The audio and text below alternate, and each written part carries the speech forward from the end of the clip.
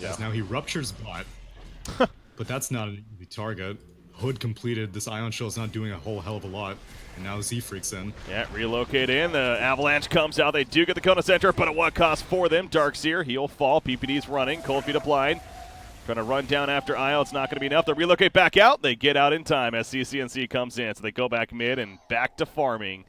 That was execution at its finest from compLexity right there. I mean, losing Centaur hurts, but get a kill for the Tiny and make sure they both stay alive there. On the IO Tiny, at least. 5 heroes from the Dire commit to that, and Kyle makes good use this time, getting some solo experience. It's not even about the farm, it's about the experience. He's at level 5, he's so close to hitting that golem timing, and I don't know, so how has compLexity been running this, like, level 6 timing of Warlock? Like, do they try to go for a gank and go for a push, or do they just kind of use Don't it as, know, like, a so how has compLexity, they go for, like, if Dire goes for a tower dive, then they're going to be like, nah, it's cool, we got the golem, we can take this fight. Well, they ideally don't want to die on him a lot here, and yeah, that's also good. That's a good strategy. Unfortunately, it's not going to come to play here, so good find by Misery. Close to level 6. Yeah, but is he really casting that there? I mean, that would have been a... No, definitely not. But that's what I'm saying. Like, so how has compLexity been using it? I honestly don't know, because I've casted a couple of compLexity games, but I honestly don't think they've been running Warlock a lot. I feel like this Warlock pick that came out in the last series they played the Dire, actually in the Winter Finals yesterday, I don't know if they ran it before that, though, to be honest. So, yeah, I'm really not sure exactly how they've been running it. Now, we do see he's going to assist here at the top lane on Misery, get some revenge even. Charge comes in. Here comes Chesky, though, and the easy kill set up. The Dreamcoat put down as well. CCNC trying to run down Lip, had that link up the whole time. But not enough damage for the kill coming out. There's that Golem now. Level 6 hit on the Warlock. He lets them know. The wall goes down from Zai, but now Zai's dropping, although the Ice Blast could finish off Lip right here. The Blood Right is out. Pycat will get credit for the kill, and Zai surviving for now. Chessie, he's trying to search for that Darkseer. I don't think he's going to catch him, though, as he's a little bit too slippery. Where's Centaur during all this? He's pushing out the bottom lane. Back to the top lane. Pycat will get found, and Kyle gets credit for the kill, even that Warlock. And look at, he has tethered up to the Warlock Golem to help get the assist right there. So PPD gets a tower kill during that at the top lane. So a lot of crazy stuff happening up there. The whole fight. You know, at the end of the day, though, you lost 3 Dire here. Okay, I'm starting to see. This is the first game that I've casted with Dire being on Radiant. I love it. What a way to be introduced to this team. God damn it. Okay, I'm really starting to Team see why Dire. this way. Yeah, Team Dire. Okay, that's good. Yeah. That's good. I'm gonna do that. So Team Dire, they lose 3 heroes, whereas compLexity only lose 1. They do lose their core with Tiny, and they do spend the Golem, but it's definitely a great trade, assuming that he won't die yet again to this charge. Yeah. And I think, yeah, going back to the Warlock, too, it feels like this is a bit of a laning decision as well. They perhaps wanted a hero that could be aggressive with the Centaur pretty effectively. And we've seen that Shadow Word, again, both offensively and especially defensively, really allow Centaur to kind of stand his ground down here. And I know that he had that 1 death earlier on, or actually it does have a couple of deaths even, but overall he's actually farming pretty well. In fact, you look at the net worth right now. The top 3 all belong to compLexity, actually, in this game after that fight. So that's, you know, obviously great news for them. And you're going to have the blink on Puck, and Centaur, he's got his plans queued up here. He's going to be going to Solar Crest next. Yeah, Hood I've been seeing more and more commonly because, like I said, you want a frontliner, and Centaur definitely fits the bill as Kyle is continuing to get charged. He's under Radiant Vision with this ward, so curtains. No Warlock Golem this time. No, Easy not this there. time. And so, more often than not, I will see the Hood, but then after that, usually you want some sort of form of initiation. It doesn't have to be the Blink Dagger. Sometimes you'll see Force Def, and I've even seen Yules a couple of times on Centaurs. But Hood into a Solar Crest is definitely a different look, because now he's going in on CCNC. Wow. Obviously, they had vision here the whole time. They saw him doing the stack, and then all of a sudden, 4 heroes collapse on top of him. The relocate gank, and then Centaur just simply running in with Puck joining the party as well. So, yeah, big collapse right there. CCNC just got his Mask of Madness, by the way. And a quick note on that. If Razor's picking up Mask of Madness, you know this item is just stupid strong right now. I mean, to me, that just feels like silly. I know it's an item that we do see on this hero as well, but again, it goes to the idea of the item and how pretty strong it is at this point. Yeah, no, in China, I've been seeing it on, like, literally every single carry that you could think of, and, like, for the first few days, I was just like, really? Mask of Madness Gyrocopter? And then after that, I was just like, wow, it's actually pretty good. Yeah.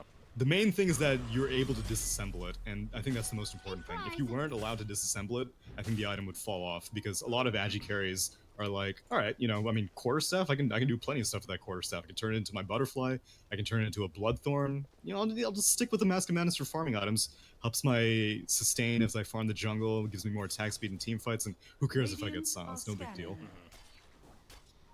Radiant's looking to make a play on a Centaur. They scanned in the area to make sure nobody was hiding nearby, but Centaur's backing up for now. If he stays with this creep wave, though, which it looks like he is, he could be in some trouble. There's the charge. Razor running in. Link's going to be put up.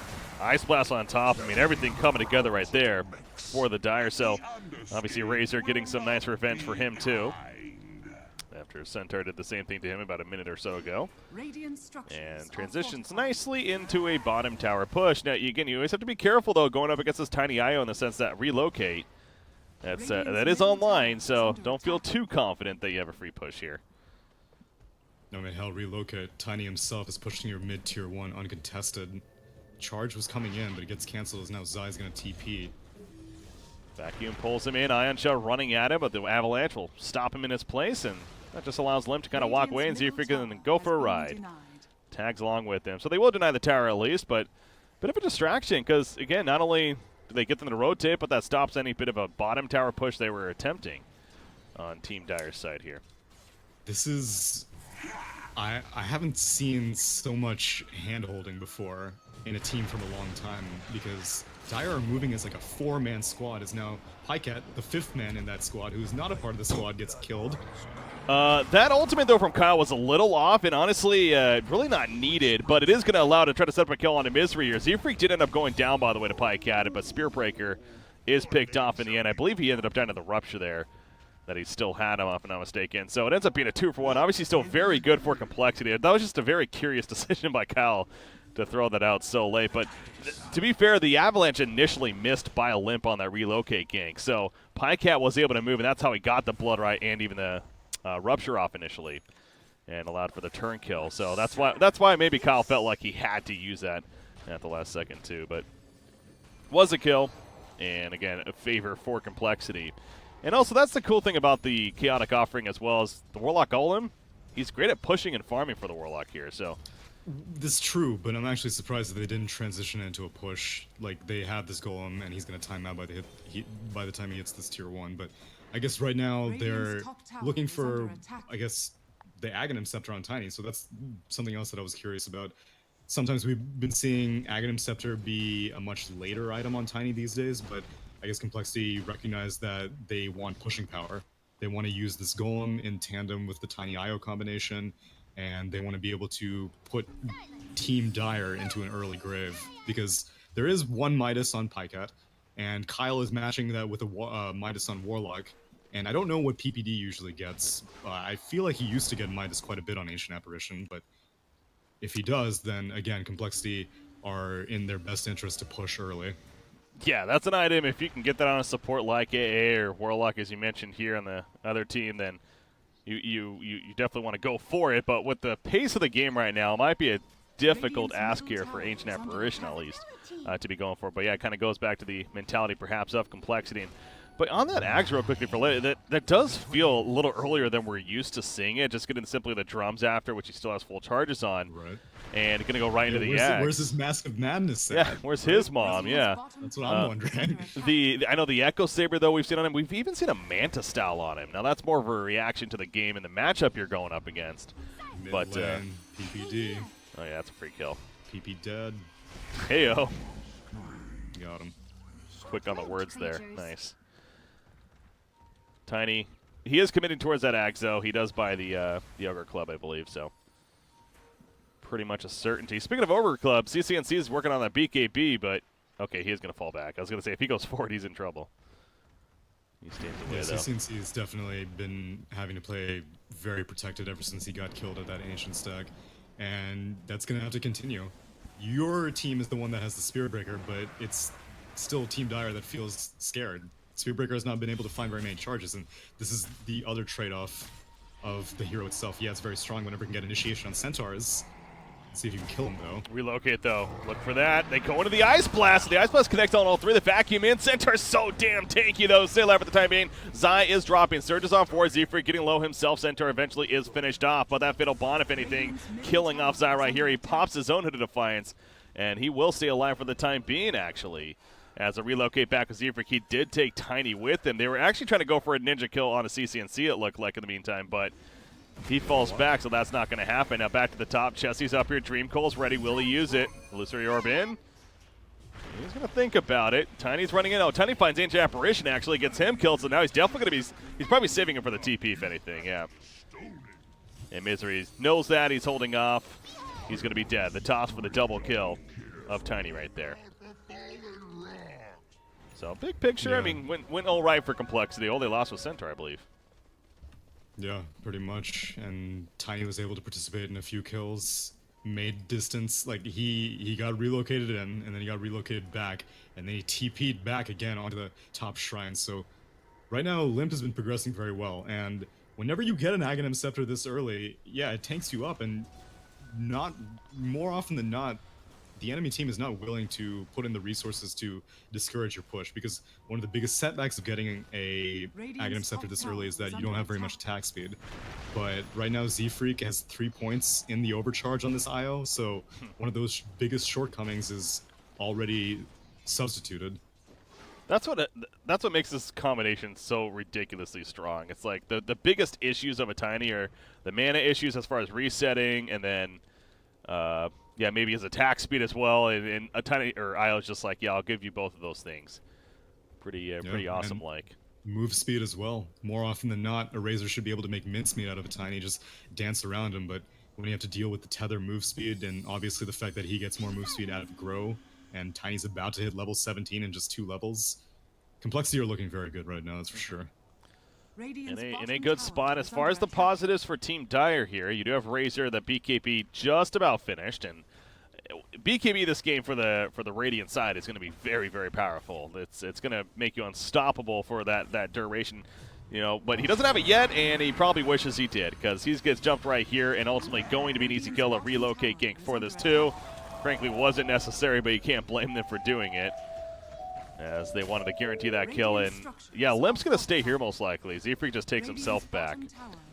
And that's an easy tier 2 tower push. Limp, after this, couple of creep kills, he will have that Ags finished. And this is going to be a very early Ag. So, like you said, with the tether of Wisp, these buildings are going to start dropping even quicker now. This right here. Yeah. And Bloodseeker's not really in a position yet to discourage these pushes either. He's working on a Radiance, and after that Midas, he's progressing pretty well to it. Gonna have that relic and 500 more gold, but it may come a little too late, because Radiance is a farming item for the most part. Yeah, it does give you plenty of right-click damage, and on a Bloodseeker in particular, it's kind of double efficacy, since everyone will be getting low thanks to all the burn. You get more thirst, move speed, and damage. But it's still not an item that allows Bloodseeker to be like, yeah, I can go into this fight.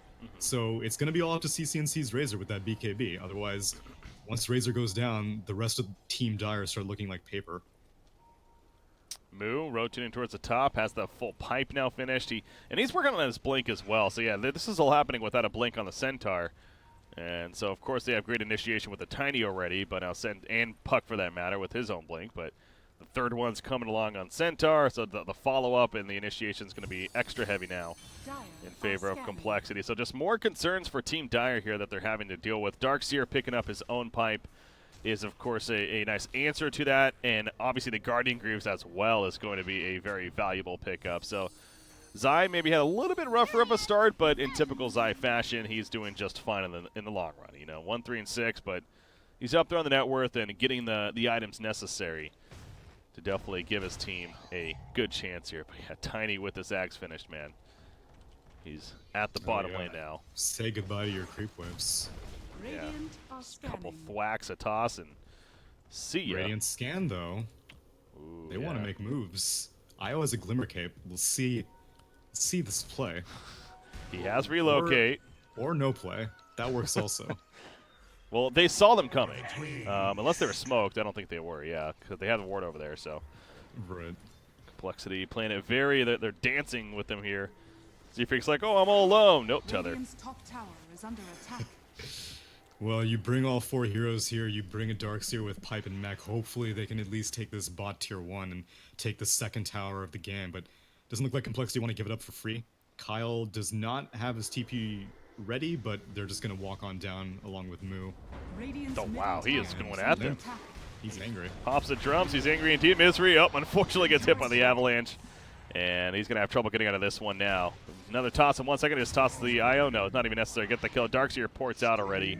So, big turn from compLexity. They're only the 1 kill, but again, you kind of just see that momentum there that Team Dire maybe thought they had. They're pushing the bottom tower. They only have 1 tower kill at 25 minutes on the Dire side.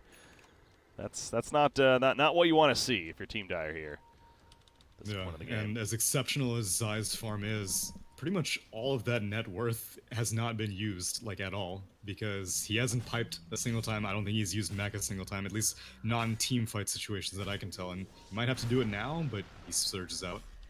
Yeah, good reaction on Radiant's his top part. tower He is runs under back at it, though, and he's like, Oh. yeah, you want to play? Let's go. He chucks him in. In comes Chessie with the TP as well with the bots. Puts down the Dream Coil. The Ice Blast hits the backline. CCC pops the BKB, but he's still dropping a half-life. He's still taking plenty of damage. That big log on Limp's hands still does a lot of physical damage. So you can't think the BKB is going to make you unkillable by any means. And I think CCNC realized that throughout the fight there. He cannot stand his ground. So, yeah, curious decision from Zai, though. Not one we see often from him making where it's was Well, frankly let's the wrong be real. one. How often do you expect a sick toss Radiant's play like middle that, tower though? is under True. attack. That's you got to give credit to Limp. That is a good point. Took advantage. Great follow-up as well. Moo immediately got that stomp off, and Rupture was not even able to be successfully used. Pikeout was looking for a target, but he was just like, nah, I gotta run. If they come to me, I'm probably gonna die, so I'm just gonna leave. That Assault Curios coming as well for Limp. And you talk about the lack in attack speed. That, of course, helps with that plenty, as well as just amp damage. Pikecat, uh-oh, Pikecat. relocate. He's dead. He has a Radiance. Maybe some missed chances will help. Nah. Maybe. Maybe it took a little bit longer, to be fair. Yeah. Maybe. Okay, that's the other thing, too. Like, they're doing all this without a Chaotic Offering use. They still have that big ulti cooldown just in case. The fight happening. Yeah, I guess once you put an Aegis on Limp, which is an advantage of this medallion build by Centaur, and again, also another advantage of building this Aghanim Scepter on Tiny. Well, actually, I guess the Aghanim Scepter doesn't really help out that much with Tiny on Roshan, but they're definitely taking this down very quickly, and Kyle's ready to respond with a Chaotic Offering if Team Dire want to do anything about it, but without their Bloodseeker, I don't really think they can. Without their Bloodseeker, and again, Razor's not really the scariest right now. BKB is great, but he's still not that big of a threat yet. I mean, Bloodseeker with the Radiance is, of course, helpful, but I mean, Team Dire, goes without saying, that they are behind this game, as it's now a 12,000 net worth lead in favor of compLexity. You definitely feel it with the item. So, yeah, they just let it go. They give up the Aegis, and they're going to try to get said items to allow them to have a good chance in this game. But Puck even finishes a Lincoln Sphere here. We've been so focused on Tiny. I feel like his brother Chessie here, Limp's brother that is, not the Tiny hero. Anyways, that was confusing for anyone. Chessie, he's doing very well as well. I mean, the bots pick up into the Lincoln Sphere now, which of course is going to be a great tool in a couple of cases, Rupture being a big one. He's having free reign here himself too. Yeah, he is. And the Lincoln's almost doesn't even feel like it's for him. It feels like he's just like, I'm just going to put this on my Tiny, let him frontline siege towers, and you're going to have to commit one spell to pop it. And there are, options. You can use Cold Feet, you can use the Charge, you can use the Static Link, but really you want Rupture to go through. And so that's going to be the most important thing for Team Dire, but the Lincoln's is absolute value. Yeah. Allows him to get away with the split pushing. I mean, he went for these BOTs. Spear Breaker, he'd love to charge a Puck like this, get some initiation, but all you're going to do is break a Lincoln's. Tiny hits level 19 as well. So level 20 talent's going to start coming out soon on a couple of heroes, Tiny and Puck specifically. Of course, once again, favoring compLexity's side. Centaur. There's so much 5-manning from Team Dire. Yeah. Like, from the laning phase to the mid-game to the late game, they've been united for the most part, and they haven't been able to do anything with that. Like we said, one tower taken. Maybe they'll get a kill on Moo.